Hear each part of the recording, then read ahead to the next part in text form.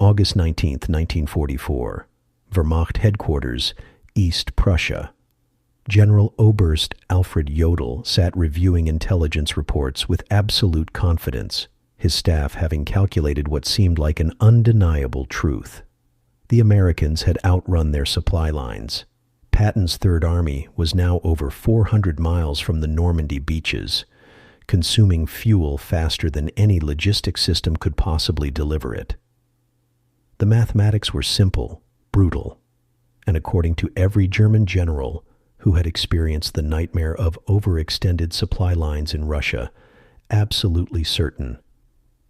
An armored division burned through 150,000 gallons of fuel daily when advancing at full speed.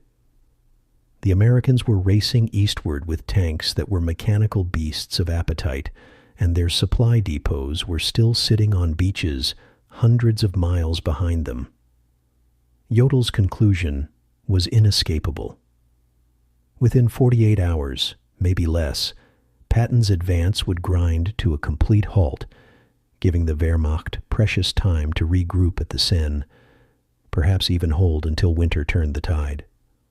What Jodl didn't know, what no German commander could have imagined, was that 125 miles away from his confident calculations, 5,158 trucks were already rolling eastward in an endless convoy, their headlights blazing through the French night, in direct violation of every military doctrine ever written about concealment and survival. And 75% of the men behind those wheels were black American soldiers about to prove Hitler's master race theory catastrophically wrong, one delivery at a time, at 35 miles per hour. The German High Command's confidence wasn't based on arrogance. It was built on hard experience, mathematical precision, and the bitter lessons learned from their own spectacular failures on the Eastern Front. Every Wehrmacht officer knew what happened when armored spearheads outran their supply trains. They had watched it happen to Guderian outside Moscow, to von Kleist in the Caucasus, to Manstein in Ukraine. The German army had pioneered blitzkrieg warfare, but they had also learned its most painful limitation. Tanks without fuel were just expensive metal coffins. The calculations were actually quite simple, and German logistics officers had refined them through years of brutal trial and error. A single armored division required 300 tons of supplies daily during active operations. Patton's Third Army consisted of multiple armored and infantry divisions, meaning his force needed roughly 12,000 to 15,000 tons of supplies every single day to maintain offensive operations. German intelligence had tracked the distances with obsessive precision. Normandy to Paris was approximately 175 miles. Paris to Patton's forward positions was another 225 miles, making the total supply route over 400 miles of war-damaged French roads. Wehrmacht logistics experts calculated that maintaining such a supply line would require at least 15,000 trucks operating continuously, burning their own fuel, suffering mechanical breakdowns, and facing interdiction from German forces still scattered across France. According to German calculations, the Americans could realistically sustain maybe 4,000 tons of supplies daily at such distances, less than one-third of what Patton's army actually needed. The math pointed to only one conclusion. The American advance was physically impossible to sustain. But someone forgot to tell the Americans that their plan was mathematically impossible. What happened next would be studied in military academies for decades, though the full story would take years to emerge. On August 21, 1944, in a frantic 36-hour emergency meeting at Eisenhower's headquarters, American logistics officers created something that defied every principle of military supply doctrine. They called it the Red Ball Express, named after the railroad tradition of marking priority freight with red balls, and the plan was absolutely insane by any conventional military standard. The specifications read like something written by people who had abandoned sanity entirely. 2 parallel highways would be designated as one-way routes, exclusively for military supply trucks. No civilian traffic, no military traffic except Red Ball convoys. Trucks would operate 24 hours a day, 7 days a week, with no exceptions for weather, darkness, or enemy activity. And here was the part that made experienced officers think someone had lost their mind. The trucks would drive with headlights on, even at night, creating rivers of light visible for miles that would make perfect targets for any German aircraft or artillery observer. Traditional military doctrine said you never, ever showed lights at night in a combat zone. The Red Ball Express said turn on every light you have and drive faster. The initial plan called for 6,000 trucks to operate in continuous rotation, with drivers expected to complete round trips of 600 to 800 miles before getting any real rest. Maintenance would be performed on the move, with mechanics riding in the convoys to fix trucks that broke down. Even American officers were skeptical. One general reportedly said the plan would result in losing more trucks to accidents and exhaustion than they'd ever lose to German action. But there was no alternative. Patton's tanks were still moving, still fighting, and they were screaming for fuel and ammunition. The Red Ball Express wasn't elegant, wasn't safe, and wasn't supposed to work. But it was about to become operational anyway. The men chosen to drive the Red Ball Express came from a military that didn't trust them with rifles, but was about to trust them with the entire war effort. Approximately 75% of the 23,000 drivers were African American soldiers, men who had enlisted to fight fascism abroad while facing segregation at home, assigned to quartermaster truck companies because U.S. Army doctrine in 1944 stated that black soldiers supposedly lacked the intelligence and courage for combat roles. The irony would have been laughable if it wasn't so bitter. These men were about to be given the most dangerous, demanding, and strategically vital mission of the entire European campaign. The driving conditions were beyond brutal. Official shifts were supposed to be 8 to 10 hours, but in reality, drivers routinely worked 72-hour stretches with minimal rest. They were issued Benzedrine, military-grade amphetamines, to keep them awake during night driving. Hallucinations from exhaustion were common. Drivers reported seeing phantom obstacles, hearing voices, watching trucks that weren't there appear on the roads ahead. Accidents were frequent and often fatal. The one-way highway system helped, but exhausted men still drove off roads, collided with each other, or simply fell asleep at the wheel and crashed. And then there were the heroics that nobody talked about.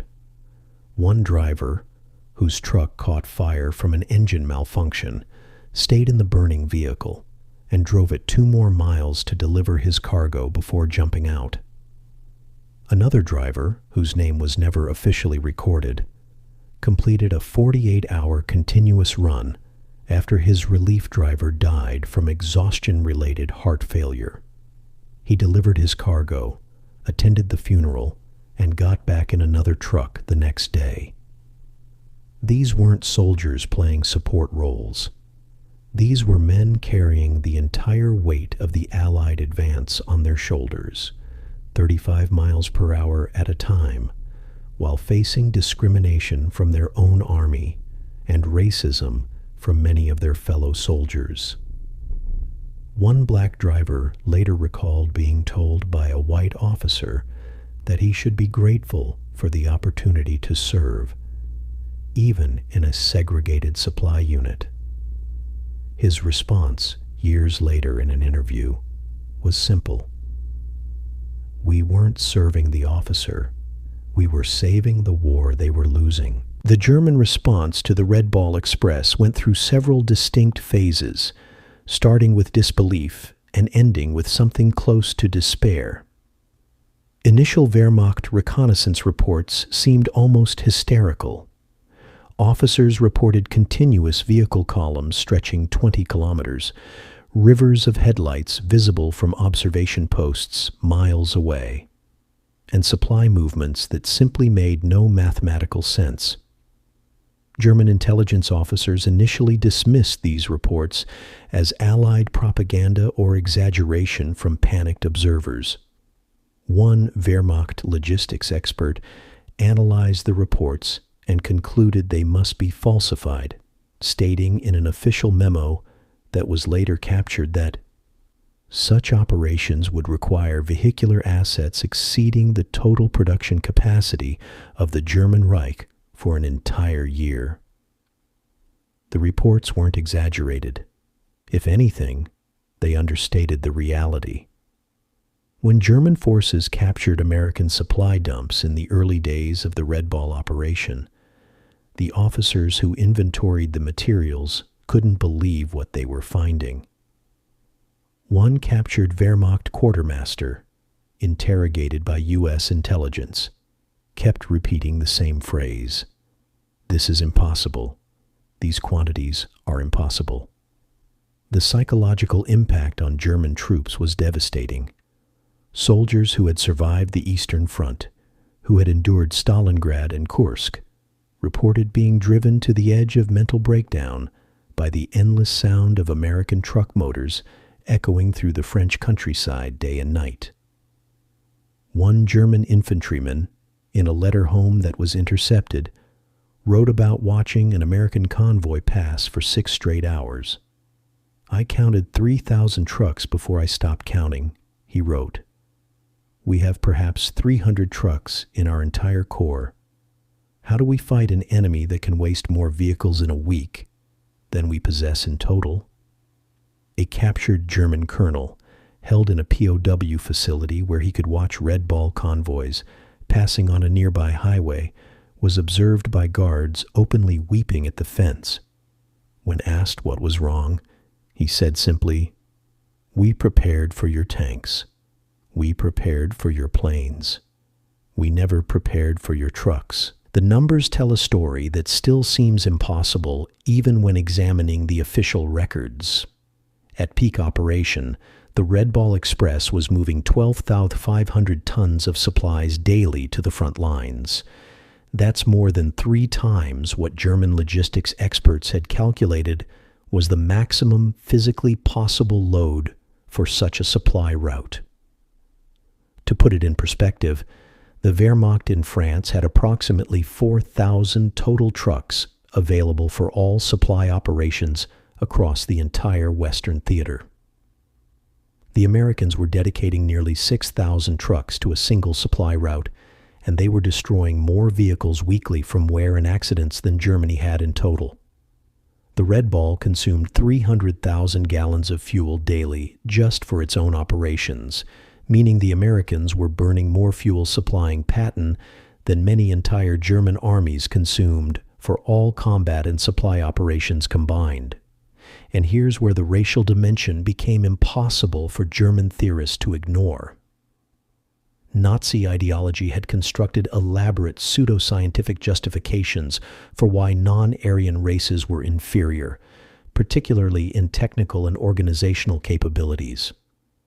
The Red Ball Express was staffed by 75% black drivers who were demonstrating technical skill, endurance, and operational effectiveness that exceeded anything the Wehrmacht had managed on similar scales. Captured German officers who learned about the racial composition of the Red Ball convoys struggled to reconcile this reality with the ideology they'd been taught. Some simply refused to believe it. Others started questioning whether the racial theories they'd based their entire worldview on might be fundamentally wrong.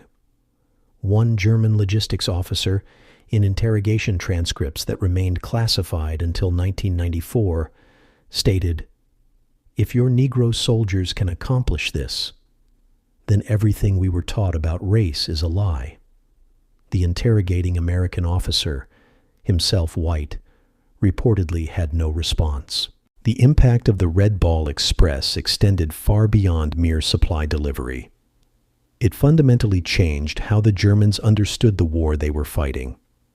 Field Marshal Walter Model, one of Germany's most capable defensive commanders, stated after the war that we were not defeated by American arms or tactics. We were defeated by American trucks and the men who drove them.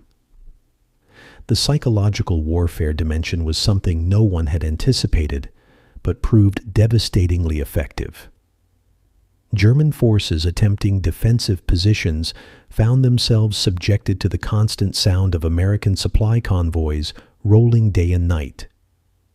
Sleep deprivation from the noise contributed to deteriorating morale and combat effectiveness. German soldiers reported feeling a sense of hopelessness when they could hear the endless rumble of trucks that never stopped coming.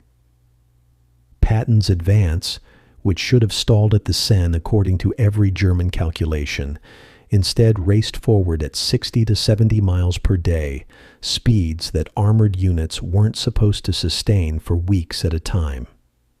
German defensive positions prepared with the assumption that American forces would need to pause for resupply found themselves outflanked and overrun before they could properly man their fortifications. The Wehrmacht actually attempted to copy the Red Ball concept during the Battle of the Bulge in December 1944, designating priority supply routes for their offensive. The operation collapsed within 3 days. The Germans simply didn't have the trucks, the fuel, the road infrastructure, or the cultural approach to logistics that made the American system work. One captured German officer, asked why the German version failed so quickly, gave a response that was both military analysis and philosophical reflection. Your system works because you treat your soldiers like mechanics who can think. Our system requires soldiers to follow orders precisely. When your truck breaks, your driver fixes it and keeps moving. When our truck breaks, the driver waits for a mechanic to arrive through proper channels. We cannot copy what you do because we cannot copy what you are. The Red Ball Express officially ended operations on November 16, 1944, having completed its mission of sustaining Patton's advance until more permanent supply systems could be established. In 82 days of operation, Red Ball convoys delivered over 412,193 tons of supplies across 122 million ton-miles of transport. The operation cost approximately $100 million in 1944 dollars, roughly $1.7 billion in modern terms. Military historians have estimated that the Red Ball Express shortened the war in Europe by approximately 6 months, preventing what might have been a grinding stalemate on the German border during winter 1944-45. But the official statistics don't capture what the operation actually meant. Red Ball drivers returned home to an America that was still segregated, that still denied them basic civil rights, that still believed they weren't capable of fighting in combat units, despite having literally carried the war to victory on their shoulders. Many veterans became truck drivers in civilian life, founding some of the major American trucking companies that would dominate interstate commerce for decades. The 1994 commemorative stamp issued for the Red Ball Express came 50 years after the operation ended, by which point most of the drivers were elderly or deceased. The recognition came far too late for the men who deserved it. The strategic legacy changed warfare forever. Logistics stopped being treated as mere support and started being understood as a form of strategy in itself. The concept that abundance and industrial capacity could overwhelm tactical excellence became a cornerstone of American military doctrine. Every modern military supply operation, from airlifts to convoy systems, traces elements of its operational DNA back to those 82 days in 1944. And there's a final truth that needs recording, one that goes beyond strategy and statistics. The Red Ball Express proved that segregated black soldiers, given impossible tasks and minimal recognition, could accomplish what the master race ideology said was impossible, could save a war that the best trained army in Europe said couldn't be won through logistics, and could do it while driving through exhaustion, discrimination, and death at 35 miles per hour. Patton himself wrote, though the statement wasn't widely publicized until decades later, "The truck drivers of the Red Ball Express deserve as much credit for defeating Germany as any combat unit. They drove through exhaustion, mechanical failure, and weather that stopped armor. Without them, the Third Army doesn't move. Without movement, we don't win. They were black soldiers mostly, segregated, discriminated against, denied recognition, but they won the war as surely as any rifleman. The Germans prepared for tanks. They prepared for planes. They prepared for American firepower and industrial might. But they never prepared for 23,000 drivers, most of them black men that both armies underestimated, who simply refused to stop driving until the job was done. That's how World War II was really won. Not with the best tactics or the best soldiers, but with enough trucks driven by people everyone thought weren't good enough, who proved they were more than good enough to save the world."